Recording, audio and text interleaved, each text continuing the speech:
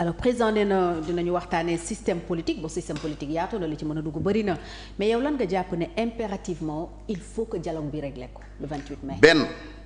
benn réduire le nombre de partis politiques. la rationalisation. absolument un pays bu dul fonctionner ak 400 partis politiques légalement reconnus ak 300 yoo nga xam ña nga seen dossier nga tegoo ministère de l'intérieur koo gis mun la créer naa parti. ku mer ngemb. loolu nag pour man du décision bu ñu jël par décret proposition bi mës def moom laay rappeler on modifie le code électoral interdire la coalition de partis aux élections législatives interdire formellement. ku ne demal boppam. ku ne demal sa bopp. j'ai salué d'ailleurs élection législative bi Pastef ne demuñu kenn. seen bannière la ñuy demee seen bannière la ñuy demee. mais ànd nañu ak seen ay alliés. oui d'accord mais alliés dañuy ñëw dugg ci biir parti coalition rek nommé Pastef. attends li war a am ku nekk da ngay dem ak sa bopp parti bu mënul dem élection nga disparaître parti bu dem élection te mënoo am benn député nga disparaître à partir de ce moment état bi jël en charge maintenant le financement des partis politiques à partir de ce moment parti yooyu am accès ci les médias d'État am accès ci avantage boo nga xam ni parti politique war na ko mën a am ñu jox ko mais 400 partis politiques 700 partis politiques noo leen di ubbilee les médias d'État comment on va le faire tey Sénégal dafa am nu mu demee mais mënul nañu chaque dimanche 300 partis politiques demander autorisation de marché foo koy organiser c'est pas possible. wax na mën a régler tam la question du chef de l'opposition. mais absolument mais la question du chef de l'opposition dans le code électoral ni ñu ko tëralee woon dañu dem parce que il faut ñu xam ci lan la ñuy wax aussi nous sommes un régime présidentiel bu ñu demee régime présidentiel celui qui est élu il est président de la République celui qui vient en deuxième position mooy chef de l'opposition loolu amul contestation maintenant fii dañuy bëgg suivant que boo fàttali ko après les élections de 2019 Idriss Seck moo nekkoon chef de l'opposition Ousmane Sonko ni kenn du sama chef ñu dem tuuti Idriss Seck rejoindre la majorité Ousmane Sonko nekk chef de l'opposition moom mi ne woon kenn du sama chef moom mujj nekk chef de l'opposition mais moom aussi daf ko incarné woon. oui mais dans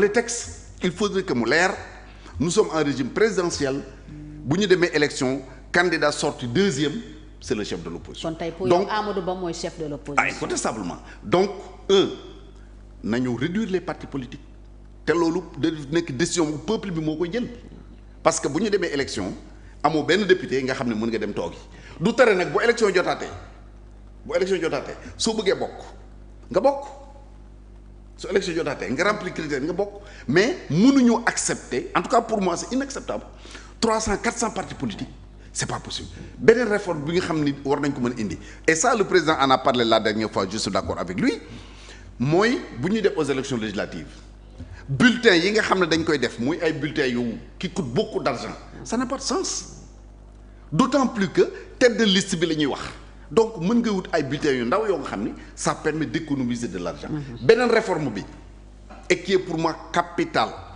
il faut supprimer les listes nationales bu ñuy dem élection législative élire tous les députés au scrutin uninominal à 2 tours boo jëlee exemple Dakar di nga xam ni ñu defee élection ni jaaduwul Dakar il y a 7 députés ku ëppale benn carte tu prends les 7 députés autrement dit sur 100 électeurs yow mën nga ci am 20 rek jël les 7 députés parce que 80 yi voté lu ñu la mais 20 nga am kii am na 19 kii am na 17 kii am na 2 kii am na 5 ainsi de suite nga jël tous les députés c'est pas juste te loolu beneen question bi muy régler mooy fexe ba le député nekk un vrai représentant du peuple. Et ça fausse même le résultat de. mais bien sûr tey bu dee ni dañu découper Dakar en 7 zones ñu ni par exemple Plateau am ngeen benn député Médina Gueule Tapée ainsi de suite am ngeen benn député Grand Yoff je ne sais quoi am ngeen benn député bañ fay fal mu xam ne askan wee ko fal directement bu mandaam jeexee ci askan woowu lay dellu si kooku dana dox ci soxla askan mais bu dee ni yow xam nga ni liste député yii nga gis assemblée ci parti boo ko mën di seet nag am na fa ñoo nga xam ne bu ñu doon voté mënuñu am 100 voix am ñoo xam sax kenn xam leen far mais parce que le secrétaire général du parti ou bien le président ou autre jël na def le premier deuxième troisième quatrième sur la liste tu passes comme député alors que tu ne représentes personne loolu tamit jàpp naa ni bokk na ci les changements majeurs yi nga xam ne dialogue bi war na ko mën régler en dehors du fait que je l'ai dit tout à l'heure ñi ñu dénk ay mission de l'État ñu di ko dox ba mu jeex xam nga dañu ni président de la République après fonction mënuñu ko poursuivre lu dul pour haute trahison on doit faire la même chose avec les ministres avec les DG kenn ku nekk ñu am loo nga xam moo lay aar après la fonction même bu ñu lay poursuivre que la loi du la permettre ñu bañ la mettre en détention préventive parce que jàpp nit tëj ko 1 an 2 ans 3 ans au bout du ko nga woo ko ni ko defoo dara aussi je pense que c'est pas juste. mais loolu kay réforme bu xóot la war a nekk parce que beaucoup de citoyens aussi ñu ngi nekk ci situation boobu démb rek gis naa koo xam ne def na plus de 5 ans presque 6 ans mu génn ñu acquitté ko ne ko defoo dara. oui je suis d'accord mais responsabilité yi bokkul. du benn ok c'est ça parce que c'est une question de responsabilité bien également. sûr. C'est pas par hasard que par exemple ci état booy liggéey ci xaalis ñu am ay restriction dañ la koy defal. Oui. C'est vraiment parce que xam nañ ni jox nañ les responsables avec des risques. bu ñu def tegee ay risques aussi il faudrait que ñu protéger la. dëgg la pour aar la alors monsieur le ministre est-ce que c'est pas vouloir une chose et son contraire.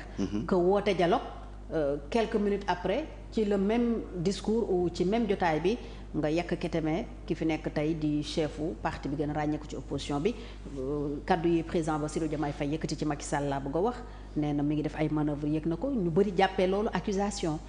waaw xam nga xel dafa gaaw. xel dafa gaaw xel dafa xóot xel dafa ñaw xel dafa garaaw. parce que bu ne. j'ai bien suivi am na yu muy def ci suuf. damaa waxul rek. lan lay def ci suuf yëg naa ko waaye damaa waxul rek. am na yu muy def ci suuf man xaw ma ko. mën na nekk lu baax. moom mën na nekk waxu ko leneen. du dëgg moom waxu ko. et pourtant li ngay wax aimer une chose et son contraire. ñiy joxe les mêmes informations dañuy manipuler dans tous les sens te man loolu laa dul nangu ko mu ko def. yow gis nga ci semaine bële passé fan yii rek ñu ni président Macky Sall intervenir na auprès de Donald Trump au profit du Sénégal kan la ñu war a gëm alors en définitive avant boobu délégation Sénégal demoon na seeti le Fonds monétaire international ou la Banque mondiale et il y avait Matar Diop l'ancien ministre des Finances qui est actuellement à la Banque mondiale ñu ni président Macky Sall moo arrondir les angles pour que rencontre boo war a am mais lan moo ci dëgg ak lu dul dëgg moi je ne sais pas. Donc. mais ni ko président Diomaye waxee nag moom dañuy jàpp ne du lu baax. oui attends moo tax ma ni man duma sàqamil kenn lañ cam nit du tëdd nelaw bu bët set ma ne kii lii lay xalaat moom mi ko wax bu ko ñoree war na am fulla ak fayda wu ni lii ak lii moo am bu ko mënta wax man duma ko sax def débat et puis ñi ci def débat ba di ci tontu di xuloo j'ai l'impression que rek dañu bëgg lu ñu wax daal parce que bu ñu leen neen la waa lan la Bassirou Diomaye wax Macky Sall lu mu wax. manœuvre lu mu. lan la personne ne sait donc il faudrait encore une fois que ñu jouer balle à terre. mais kon est-ce que moom jaroon na aussi muy wax loolu. fekkee wax ji mënta àgg. mais moom moo xam est-ce que jar na ko jaru ko mais man.